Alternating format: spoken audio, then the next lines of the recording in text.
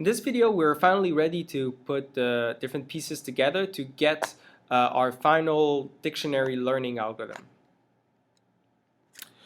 So we remember that the sparse coding problem, so the problem that corresponds to learning a good dictionary for being able to infer some sparse representations for our data set, corresponds to two minimization, one with respect to the dictionary and one with respect to the sparse representations for all of our training examples.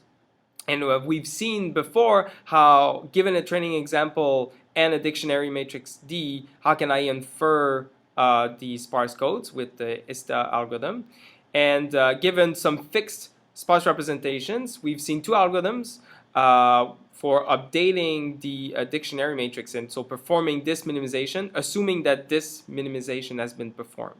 Okay, so now we're ready to put these two pieces together to get a joint global algorithm for performing this whole minimization here, so with respect to both D and HD.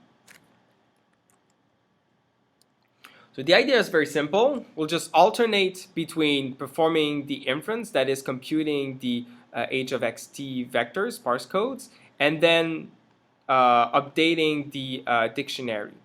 And so we'll go back and forth like this until convergence. So here's a pseudocode for the algorithm. As long as our matrix D has not converged, our sparse coding matrix, our dictionary matrix, first for each input xt in my training set, I'll stock in memory and perform the inference of its sparse coding representation. And so for that, I can use ISTA. Once that's done, then I'm ready to update my dictionary using these fixed pre-computed representations.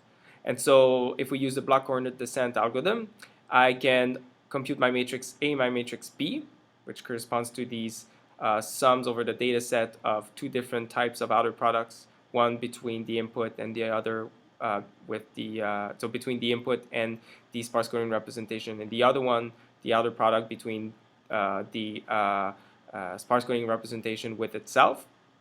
And then I can run the block coordinate descent algorithm until convergence to get my new value for D.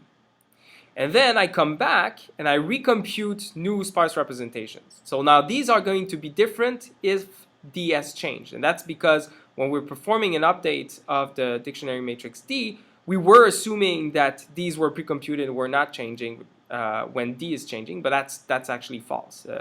Performing this inference requires knowing a particular matrix D. And so what we'll do is that we'll update the representations for all of our training examples, and then that's going to give us new matrix A and B, and then we can rerun our block coordinate descent with these new matrices A and B. That's going to give us a new matrix D, and then we go back, re-update the sparse codes, and we continue like this until the matrix D has not changed significantly, has converged. Now the reason why alternating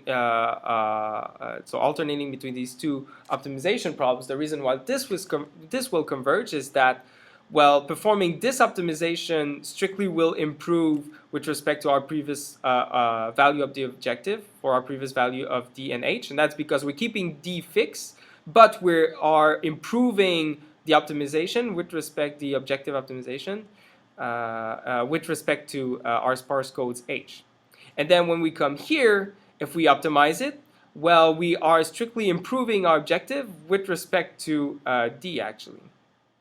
And so for that reason, whenever we're, by alternating, we're always improving over the objective, but just with respect to one variable.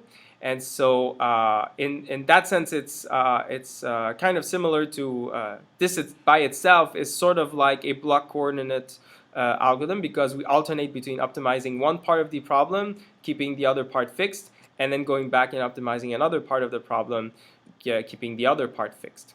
So for that reason, it's going to converge. And you might, if you're familiar with the EM algorithm, the expectation maximization algorithm, say for training mixtures of Gaussians or other graphical models with latent random variables, this is kind of similar, where inferring the sparse code would be akin to the E step, and optimizing the dictionary would be akin to the M step. And so that's it for the sparse coding algorithm. And so now we have all the pieces for you to implement it and run it on, say, some data set of images and so on. So get a good value for our dictionary, which will allow us to, say, for instance, extract some good sparse features for a given data set.